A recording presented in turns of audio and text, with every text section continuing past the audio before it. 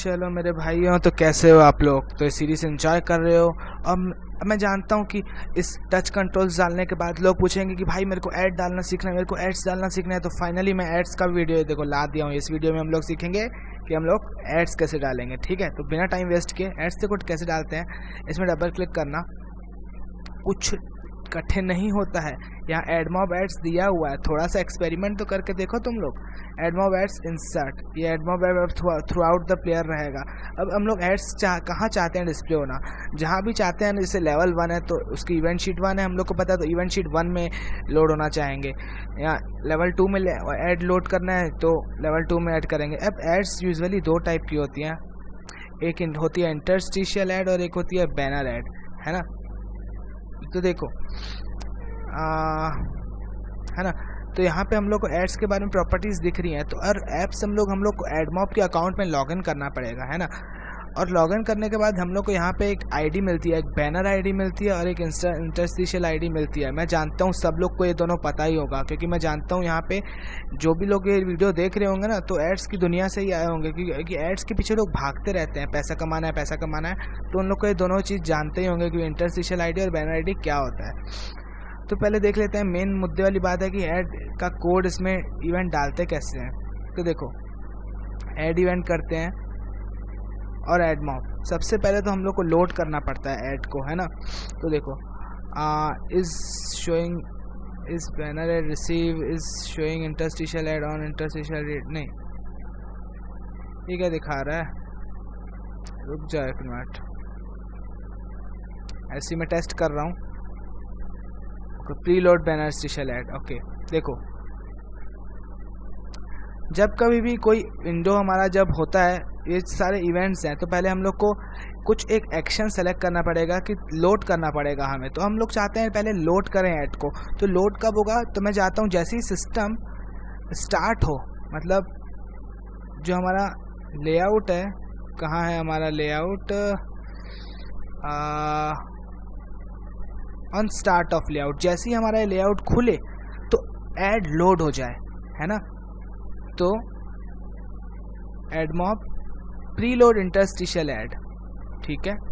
और preload banner ad भी कर दूंगा मैं, साथ ही साथ बैनर ऐड भी कवर कर रहा हूँ। मैं बेसिक कंसेप्ट समझा रहा हूँ। अरे इंटरस्टिशियल ही सेलेक्ट हो गया, preload banner ad, preload banner ad, है ना, ठीक है।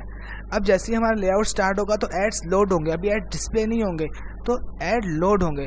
अब एड्स को हम लोग को करना पड़ेगा रिसीव। तो उसके लिए हम लोग ऐड इवेंट में जाएंगे, add mob on banner ad receive और इंटरस्टिशियल रिसीव, है ना। ये दो चीज़ें चाहिए हम लोग को। ऑन बैनर ऐड रिसीव हम लोग क्या करना चाहते हैं, शो करना चाहते हैं ऐड,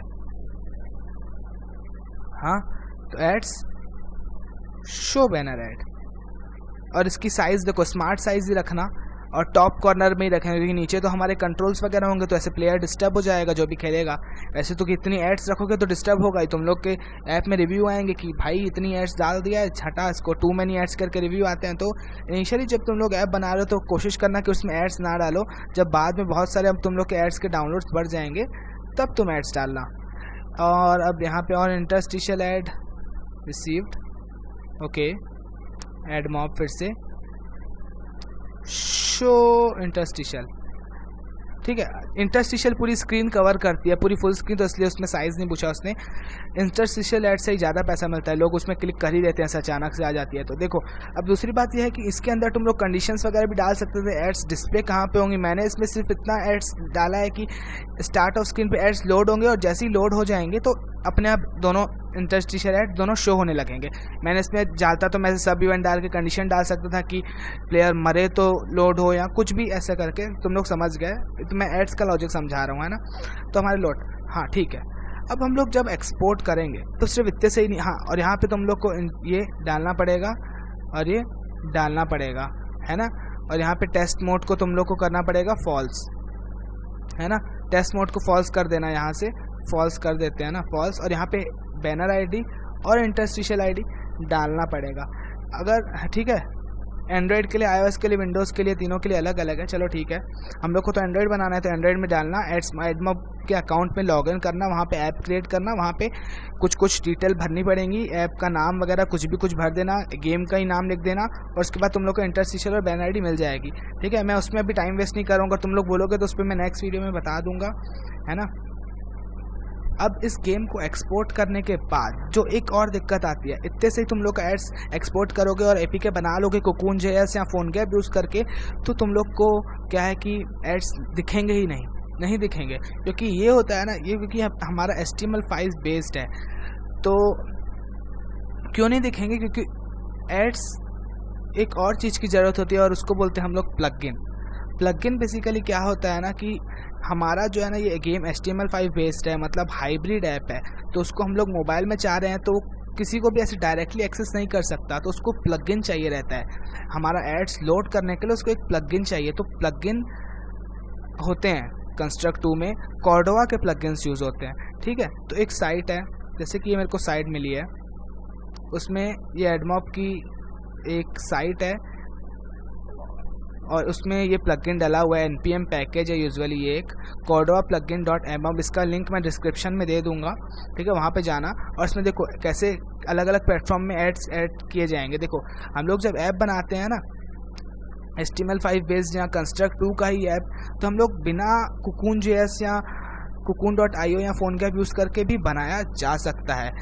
कैसे? कमांड लाइन के थ्रू। तो इसमें दिखा रहा है कि कमांड लाइन से के थ्रू कैसे ऐड डालेंगे, इंटेल XD के यूज़ कर कैसे डालेंगे, और उसके बाद यहाँ पे आया है कि cocoon जो हम लोग यूज़ करते हैं, उसके बाद PhoneGap पे भी आया है कैसे डालते हैं। मैं वीडियोस बनाऊंगा cocoon.js पे और PhoneGap पे और भी कैसे APK बनाया जाता है। मैं इस वीडियो में सिर्फ एड्स डिस्कस कर रहा हूँ। ठीक है, एक सीरीज़ होगी। तो देखो इसमें क्या बोल रहा है, cocoon में क्रिएट प्रोजेक्ट, सेटिंग में जाना, प्लगइन में, कस्टम में, गिट के में ये URL डाल देना और इंस्टॉल और सेव कर देना। इससे इसका क्या मतलब है?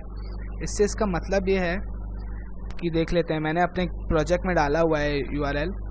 ये URL तुम लोग को ऐसे फटाक से यहाँ से ऐसे कॉपी करना है गिट का। यहाँ तुम लोग को नाम याद हो गया होगा, यहाँ वीडियो पॉज करके URL देख लो। ठीक है, अब यहाँ पे आता है हमारा प्लगइन का सेक्शन होता है। हाँ, प्लगइन का सेक्शन आता है यहाँ पे। ये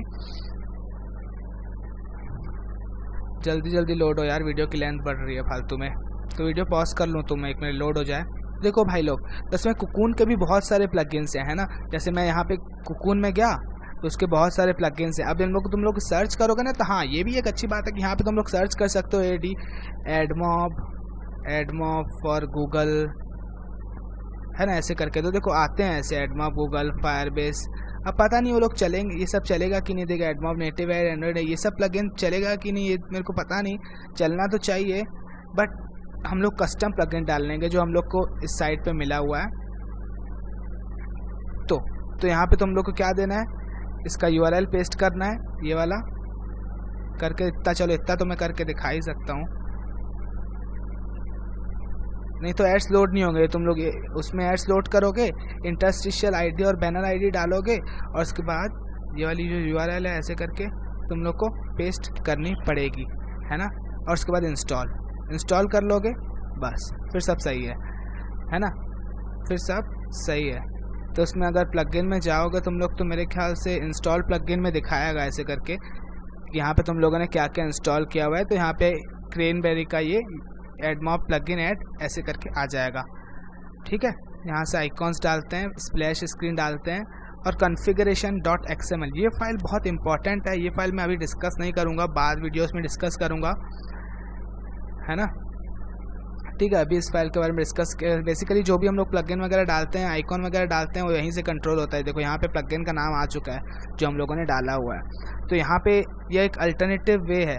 हम लोग cocoon.js ना यूज़ करके अगर PhoneGap यूज़ करेंगे या कमांड लाइन के थ्रू हम लोग बनाएंगे, तब हम लोग को configuration.xml एक फ़ाइल बनाना पड़ेगा, है ना। वो अपने आप कंस्ट्रक्ट 2 हम लोग कॉर्डोवा में जब एक्सपोर्ट करते हैं तो बना के देता है ना, और HTML5 में एक्सपोर्ट करते हैं तो नहीं बना के देता है। इसलिए मैंने डायरेक्टली cocoon.js के थ्रू बताया, PhoneGap के थ्रू नहीं बताया। ठीक है, तो उसके बाद तुम लोग जानते ही हो कि कैसे करना है बाकी सब। तो ठीक है, APK साइन कर देना है ना, APK साइन करके यहाँ से ऐप बना लेना है। कंपाइल ऐप, यहाँ से डाउनलोड कर देना और तुम्हारा ऐप रेडी हो चुका है। तो नेक्स्ट वीडियो में मैं APK साइन के ऊपर मैंने कमेंट्स देखा था, तो लोगों को मुश्किल हो रही थी बनाने में, तो मैं दिखा देता हूँ कि APK कैसे साइन करते हैं, ठीक है, नेक्स्ट वीडियो में।